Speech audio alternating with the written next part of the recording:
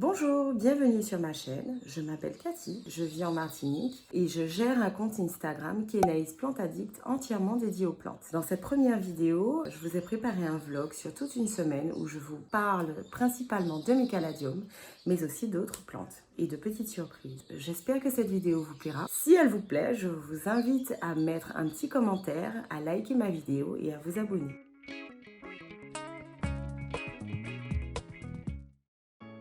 Je commence ce vlog avec le nettoyage de la Leucasia zebrina qui est attaquée par les acariens.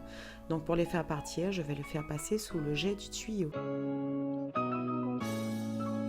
Lundi, j'ai procédé au nettoyage des feuilles de certaines de mes plantes d'intérieur. C'est vrai qu'avec le confinement, j'essaye de faire ce que j'ai jamais le temps de faire en temps normal.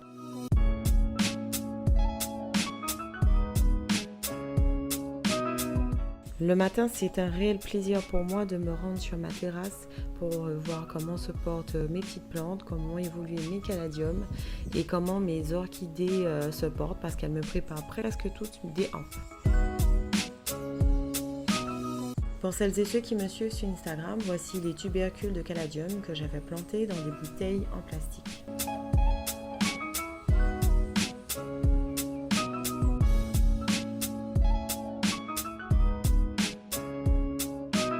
Ici, nous avons tous les petits caladiums que j'avais replantés parce que j'avais dû couper toutes les feuilles suite à une attaque sévère de pucerons. Après le traitement, la majorité des feuilles étaient abîmées, donc j'avais tout taillé et ils ont tous repoussé et je les ai rassemblés pour maintenir une espèce d'hygrométrie élevée.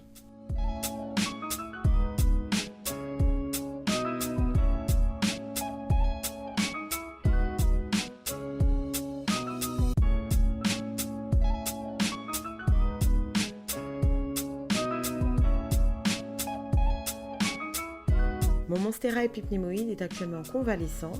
Il est attaqué par les cochenilles à carapace qui sont hyper compliquées à éliminer. Donc là, par mesure de précaution, je traite toutes les plantes qui sont autour de lui en espérant que ça fasse du bien à tout le monde.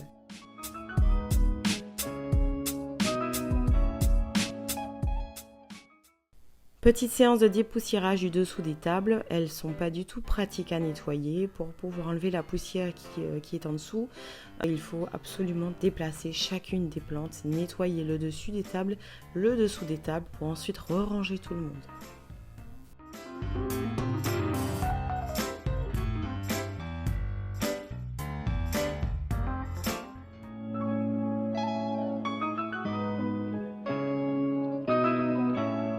J'ai déplacé ce maranta qui ne s'épanouissait pas du tout là où il était. Je l'ai remis près de la télé et depuis, je pense qu'il s'éclate parce qu'il recommence à faire sa danse du soir.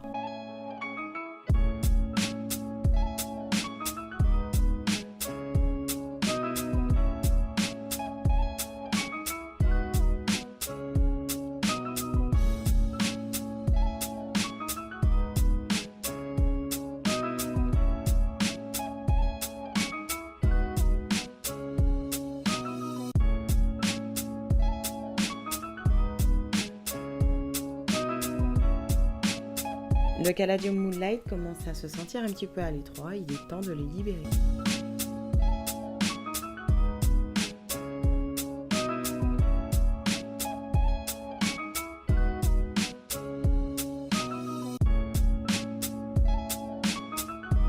Mercredi matin, j'ai douché à nouveau mon Alocasia zebrina et j'en ai profité pour passer sous le tuyau 2 autres plantes.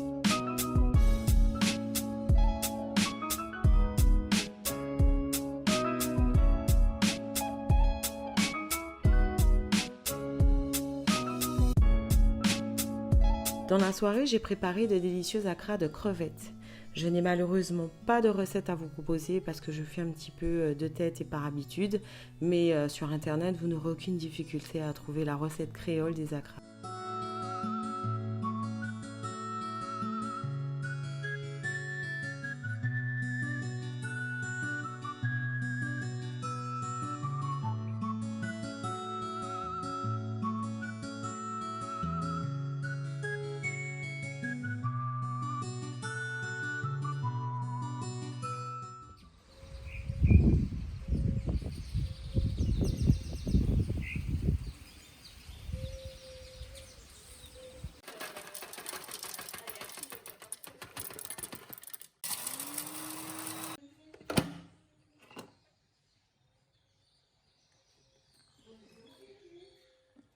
Tous les 2 jours, j'arrose mes plantes à l'intérieur et à l'extérieur et ce matin, je m'occupais de la partie terrasse.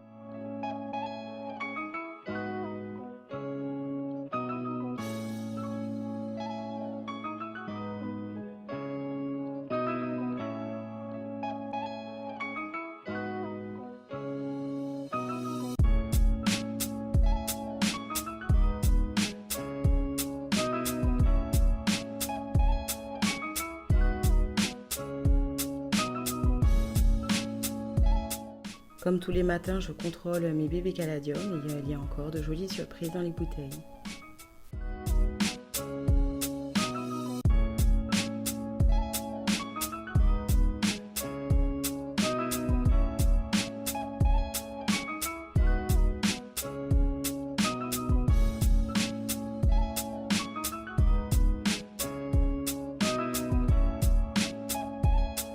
Ce bébé Philodendron gloriosum me sort sa 3e feuille depuis que je l'ai acheté.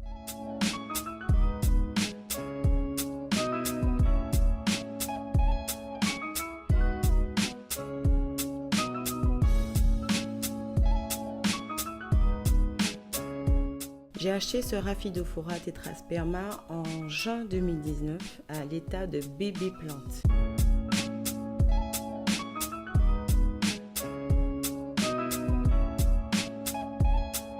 Mon Scindapsus Moonlight avait vraiment besoin d'une petite douche parce que les feuilles étaient quand même un petit peu poussiéreuses.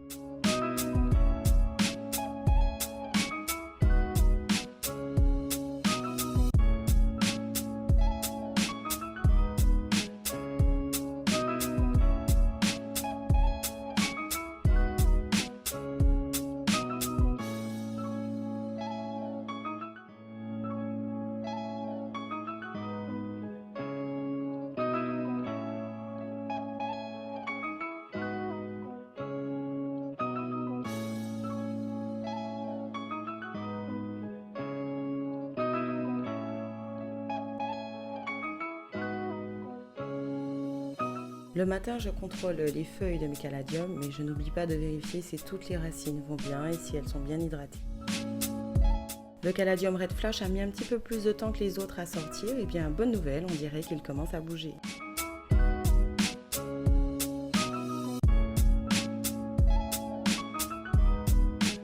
Ce caladium est un inconnu. Quand on me l'a donné, le bulbe était tout petit, il n'avait qu'une seule feuille, et là, je découvre ses couleurs et je les trouve vraiment sympas.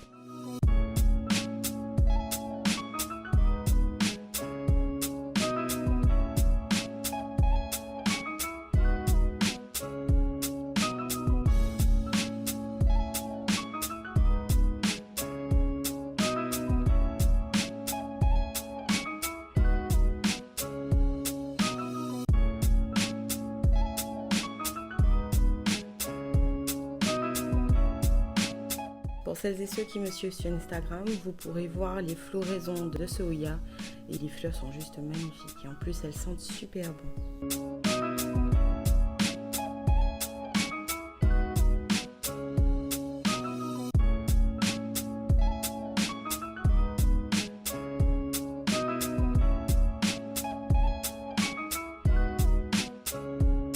Voici le coin des anthuriums qu'on appelle communément ici les arômes.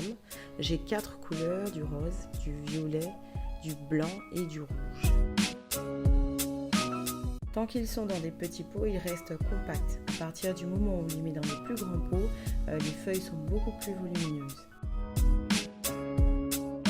Voici le roi de la maison, le Monstera et Constellation. C'est mon préféré, c'est mon chouchou et ce matin j'ai décidé de lui donner un petit peu d'engrais. J'ai commencé par remplir le pot d'eau, histoire de bien réhydrater toutes les racines et de ne pas lui donner de l'engrais sur des racines sèches. Par la suite, j'ai ajouté très peu d'engrais organique que j'ai versé dans le pot d'eau. J'ai laissé les racines prendre tous les nutriments dont elles ont besoin pendant à peu près quelques heures. Et ensuite, j'ai jeté l'excédent d'eau.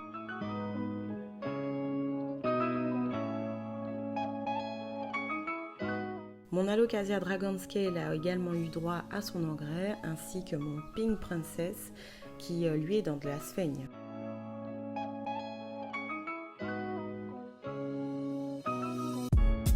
Petit check-up de mon Alocasia zebrina pour voir si les acariens avaient enfin quitté les lieux.